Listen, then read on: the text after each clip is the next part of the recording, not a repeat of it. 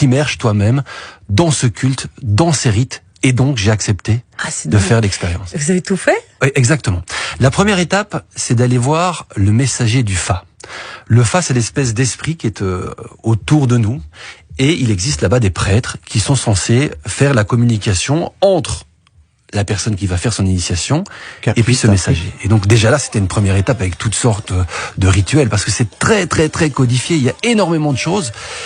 Ensuite, ils vont nous désigner une divinité, celle qui nous correspond et qui va nous protéger. Moi, c'était la divinité de Badou. Alors, j'étais assez fier parce que c'est une divinité très puissante, très forte. Alors, j'en ris ici, mais pour eux, c'est tout à fait sérieux. Et quand moi, je me prête au jeu, je le fais de manière sérieuse aussi. Ensuite, il y a des étapes de purification. Ensuite, de nouveaux sacrifices. Ça a duré plus de 4 jours. J'ai vraiment fait chacune étape. Et vous n'aviez pas peur des choses, parce qu'on vous disait pas à l'avance ce que vous alliez faire, j'imagine, comme étape.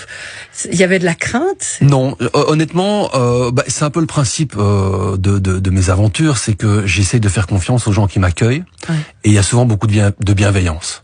Moi, je leur ai très bien dit que je ne souhaitais pas devenir ce qu'ils appellent vaudouisant. Je voulais faire l'initiation, j'allais le faire sérieusement, en me prêtant au jeu, sérieusement, en faisant toutes les étapes, mais je voulais pas devenir vaudouisant du jour au lendemain. Et j'ai tout de suite senti chez eux une bienveillance, l'envie de nous montrer les choses, parce que ils souffrent énormément des clichés, des préjugés.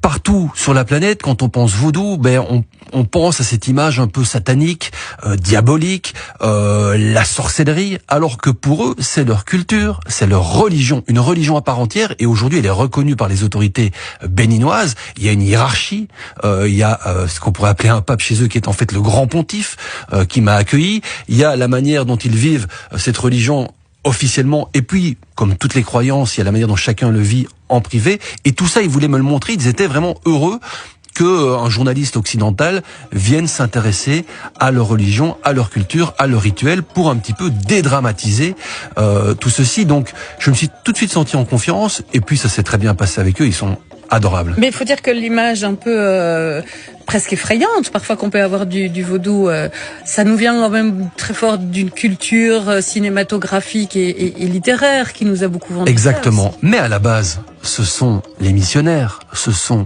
les colonisateurs. Lorsqu'on arrive en Afrique de l'Ouest pour faire venir des millions d'esclaves vers l'Europe, vers l'Amérique du Sud, on veut aussi imposer notre propre religion.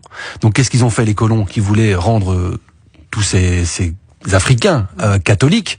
Ils ont commencé par diaboliser leurs propres croyances, en disant ce que vous faites, c'est à peu près n'importe quoi, c'est de la magie noire, c'est de la sorcellerie, et donc ils ont donné une image totalement répugnante, je dirais, de ce culte, qui est une des plus anciennes religions de la planète. L'Afrique, c'est le berceau de l'humanité, et donc c'est ainsi que, dans un premier temps, c'est nous-mêmes, les Européens, qui ont rendu cette religion terrifiante.